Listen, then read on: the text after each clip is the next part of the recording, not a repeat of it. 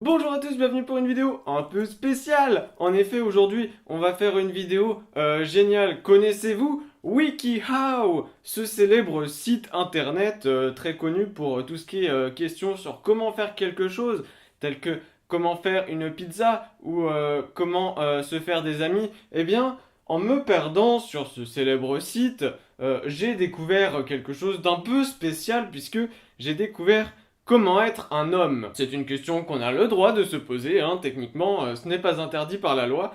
Et le site nous explique comment faire. Alors je vais vous en parler. On va voir ensemble comment qu'on fait. Ça va être bien. Partie 1 sur 4, avoir le bon état d'esprit.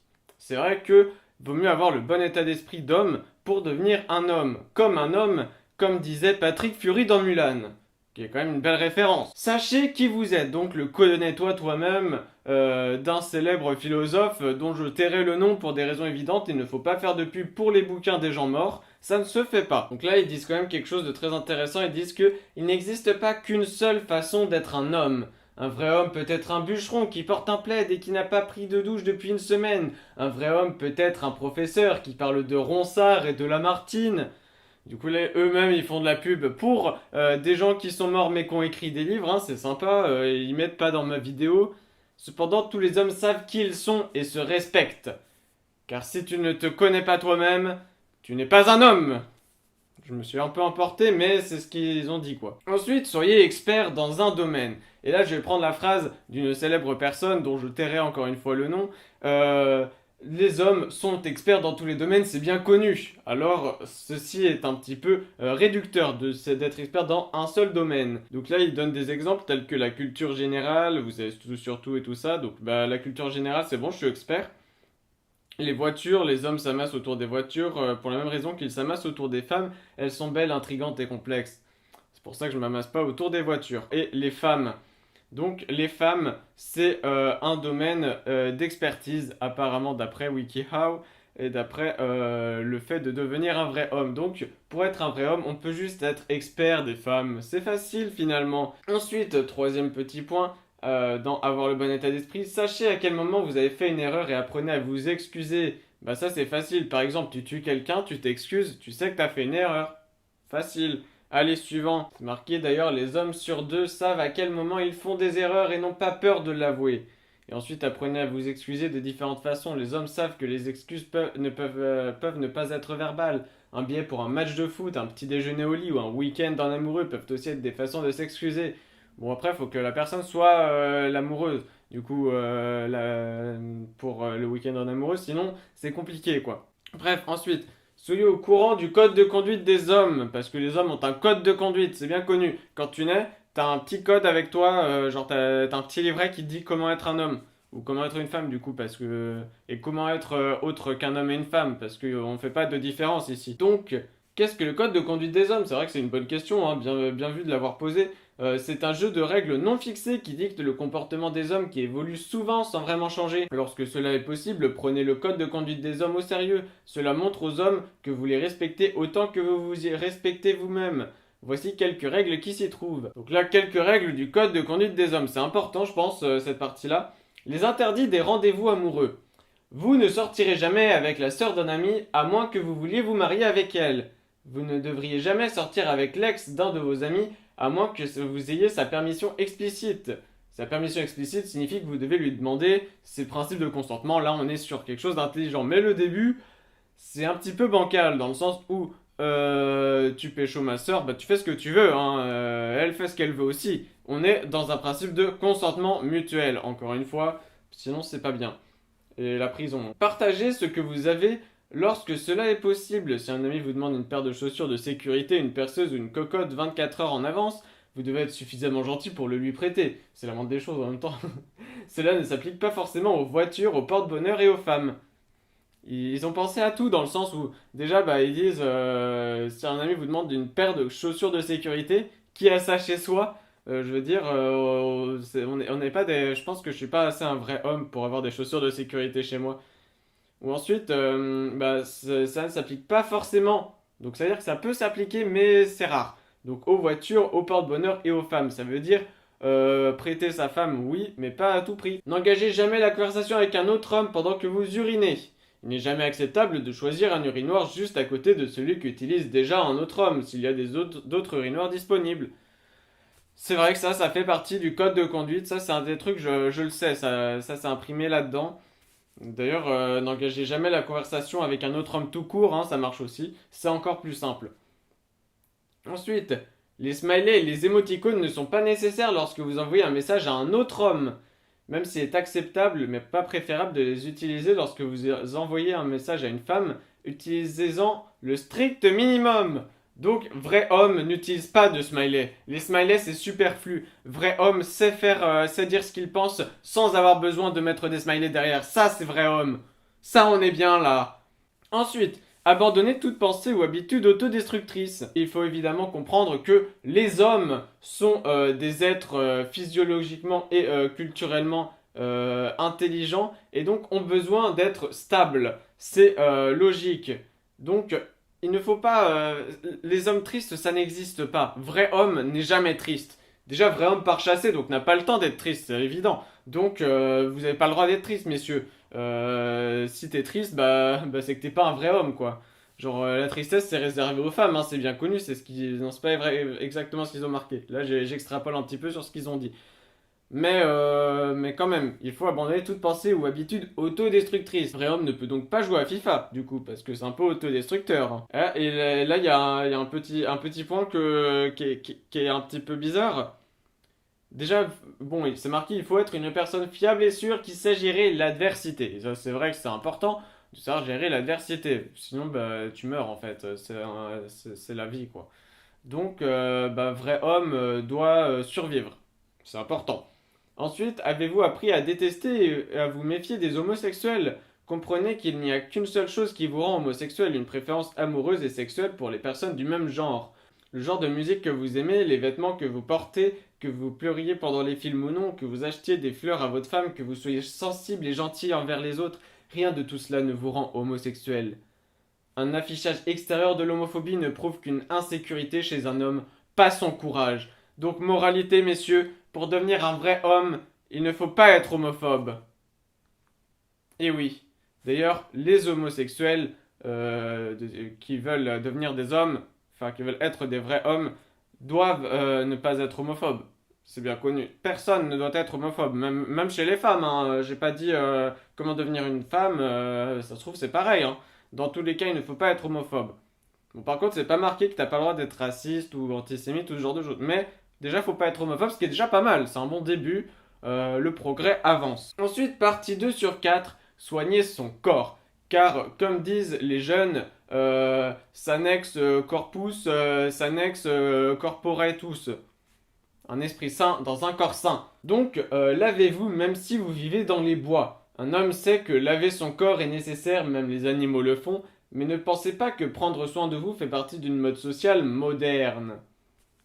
Donc, lavez-vous, rasez-vous un peu de manière raisonnable. Ah, là, c'est marqué quand même qu'il y a des choses importantes comme sur le rasage. C'est assez complexe.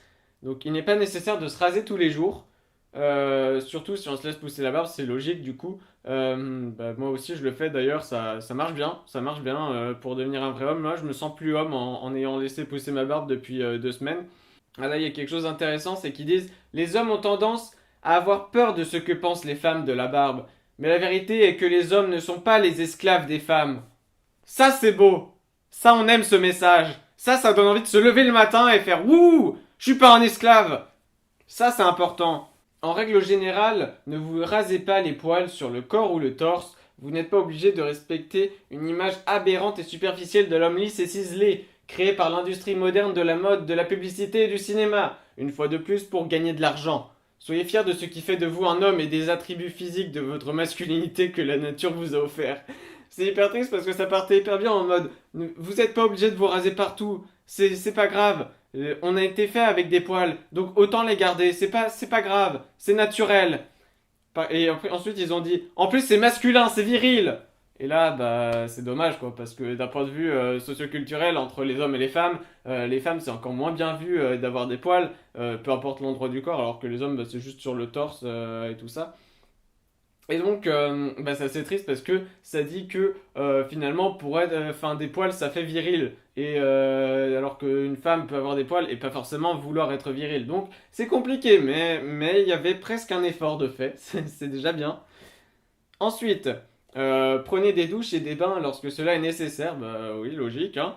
Et coupez vos cheveux et vos ongles régulièrement. La plupart des hommes n'aiment pas les cheveux ébouriffés, mais certains préfèrent les cheveux un peu plus longs ou coiffés.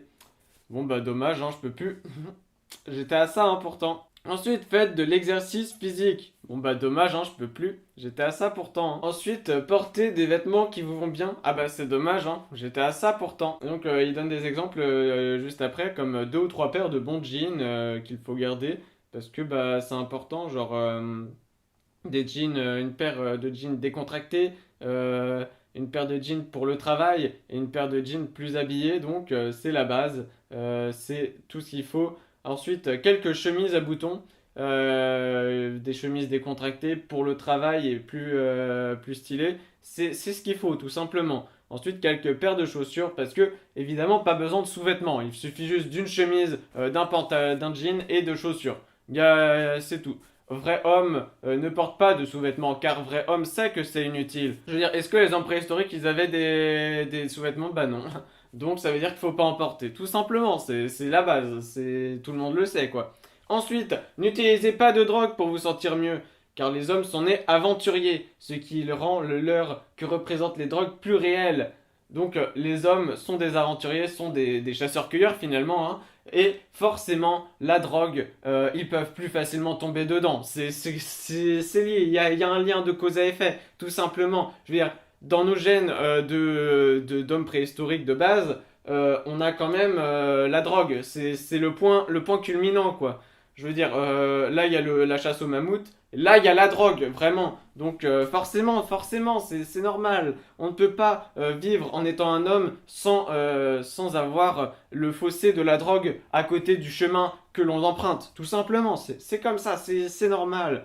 Les femmes qui se droguent, bon, c'est leur problème. Mais les hommes qui se droguent, eux, ils n'ont pas fait exprès. C'est clair. D'ailleurs, c'est marqué. Enfin, il faut pas les utiliser pour se sentir bien.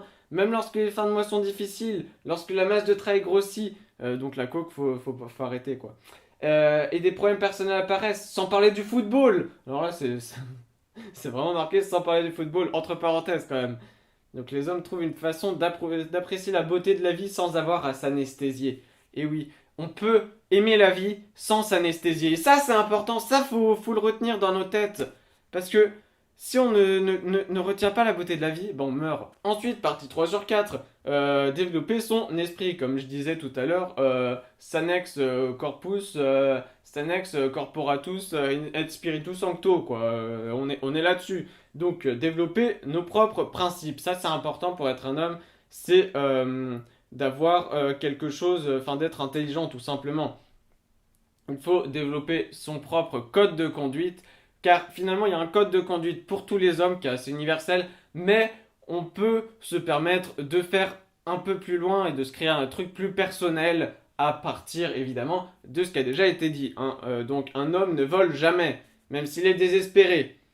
En plus, si tu finis en prison, c'est pas top quoi. Un homme aide les personnes dans le besoin, ça c'est important, ça c'est un truc chevaleresque. Et ça c'est fort. Un homme fait confiance à ses amis, son partenaire et les membres de sa famille. Il sait tenir ses promesses et il s'attend à ce que les autres fassent de même. C'est bien évidemment le principe de je fais aux autres ce que tu aimerais qu'on te fasse. Tout simplement. Ensuite, un homme ne ment jamais, que ce soit à lui-même ou aux autres. Et ça, c'est encore une fois très important. Il développe une conscience qui lui donne un bon jugement de lui-même. En fait, un homme, c'est un yes life. Ça, c'est important. Faut être quelqu'un de gentil, courtois et respectueux. C'est comme ça qu'on devient un vrai homme. Ça et faire du sport, du coup. Soyez ambitieux à votre propre manière. Les hommes sont naturellement ambitieux. Je veux dire, quel homme n'a jamais rêvé d'être maître du monde? Enfin, c'est normal, c'est dans nos gènes. Encore une fois, c'est les chasseurs-cueilleurs, tout ça. Je vous refais pas le topo, mais c'est ça, quoi. Donc les hommes sont naturellement ambitieux, nous voulons tous être gagnants, des gagnants, on est des winners nous les hommes, on est des winners. Du coup les femmes encore une fois je ne sais pas, mais les hommes c'est des winners. On a du respect, de l'admiration pour nos pères, comme par exemple Steve Jobs ou encore Bill Gates, qui n'étaient pourtant pas des férus de sport, on peut le dire, mais qui ont percé, donc c'est le principal quoi. Ensuite, recherchez les responsabilités et prenez la responsabilité de ce que vous faites. Donc là sur l'image, il y a un enfant, du coup bah je sais pas, faut faire des gosses. C'est ça ce que ça veut dire je crois. Du coup la différence, ce qui est marqué, c'est que la différence principale entre un adolescent et un enfant donc et un adulte, c'est que l'adulte a des responsabilités, c'est un homme responsable et donc respecté par conséquent. Donc, il faut être responsable, il faut avoir un enfant pour être un bon père.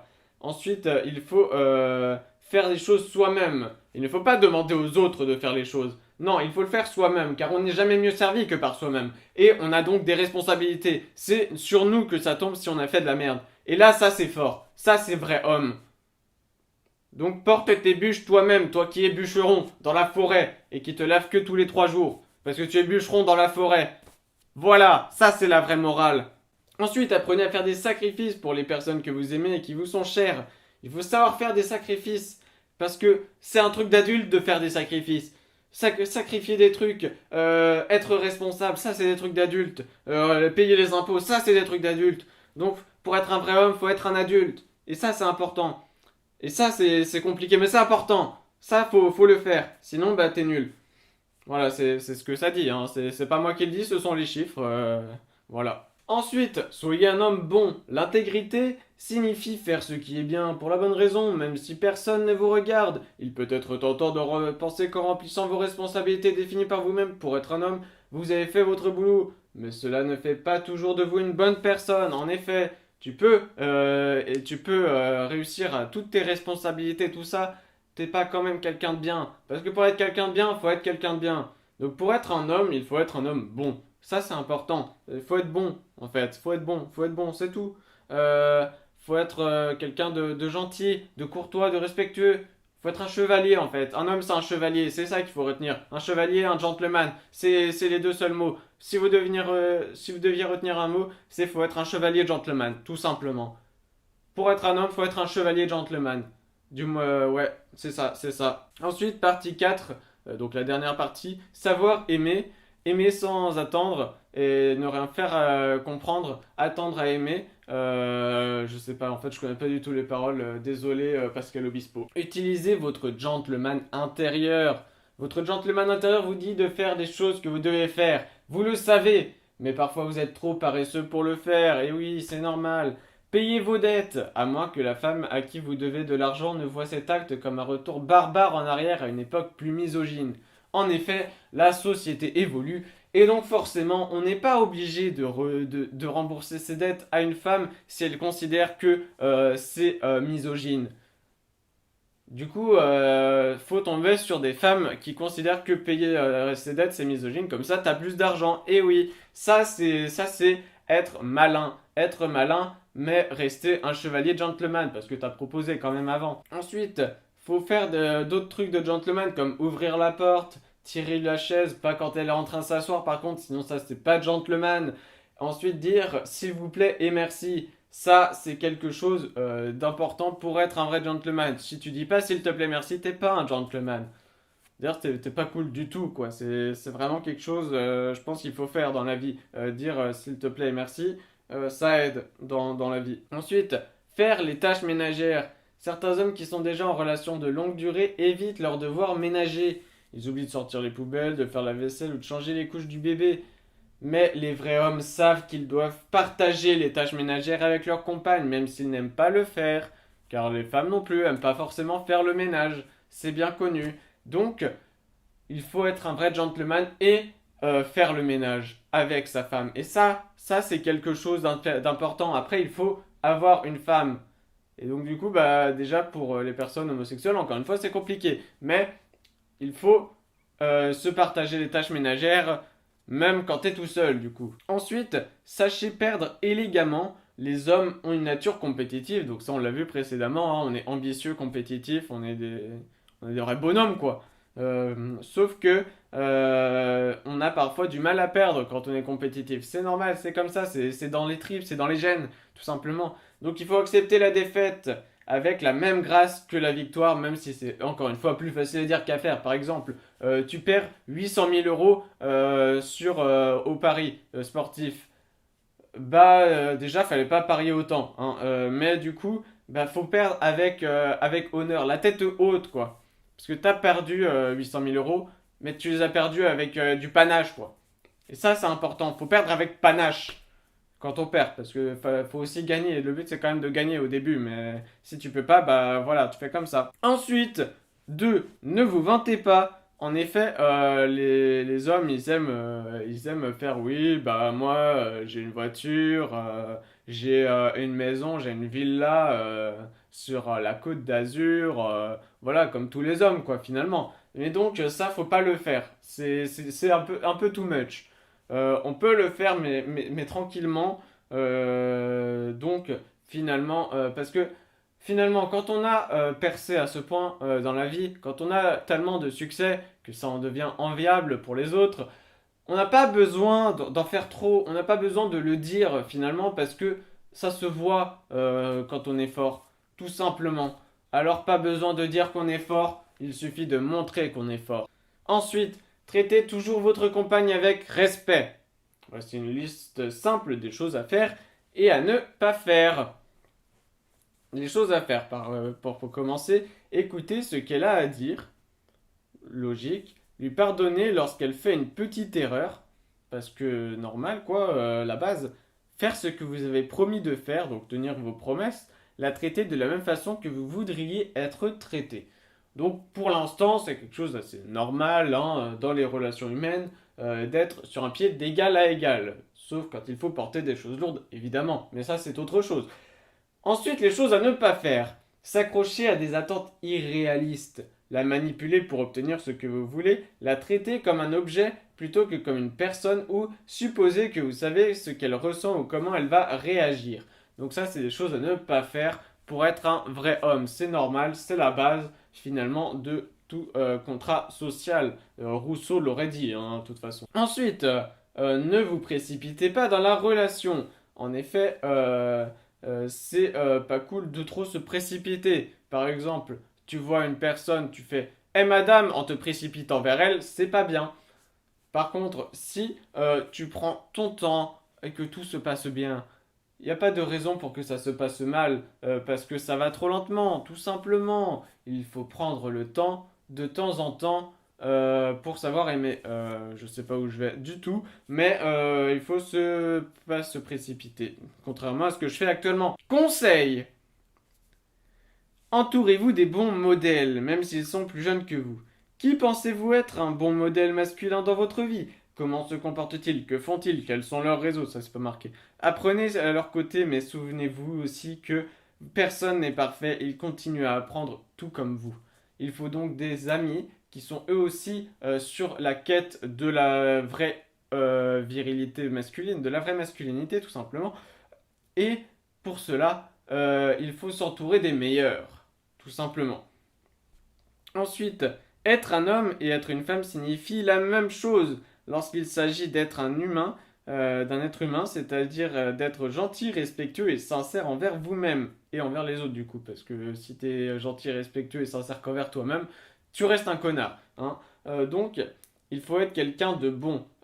C'est important et d'ailleurs, cela n'est défié. Enfin, on est un homme bon, on est une femme bonne, mais pas dans le sens bonne comme ça, mais dans le sens bonne de bonté, quoi, de toute bonté. Et donc tout cela, s'agit déjà d'être bon intérieurement et finalement être bon intérieurement, ça n'est pas exprimé par, comme ils le disent, vos vêtements, vos passions, vos préférences sexuelles. Donc finalement, être un homme bon, ça n'a pas de prix, ça ne se voit pas, personne ne peut voir. Ensuite, avertissement, il faut des années pour développer les qualités qui différencient les hommes des garçons.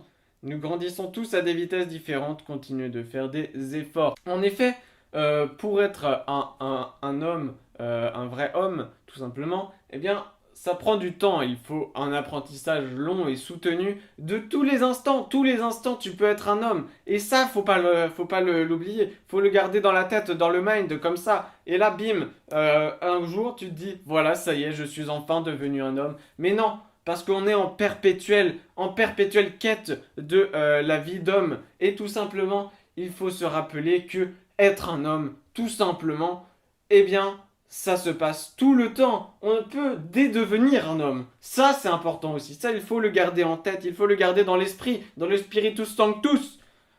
Et donc, forcément, il faut travailler encore et encore pour être un vrai homme et le rester tout le temps. Voilà, ça c'est la fin de la vidéo. Ça on aime, ça c'est beau, ça c'est cool quoi.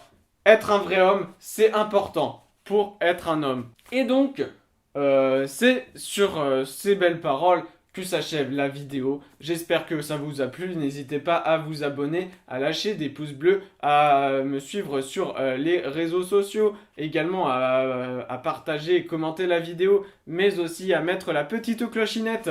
Voilà. J'espère que vous aurez appris beaucoup de choses. Moi, j'en ai appris beaucoup, comme par exemple de se laver, c'est important. Ça, j'avais oublié. Voilà, c'est tout.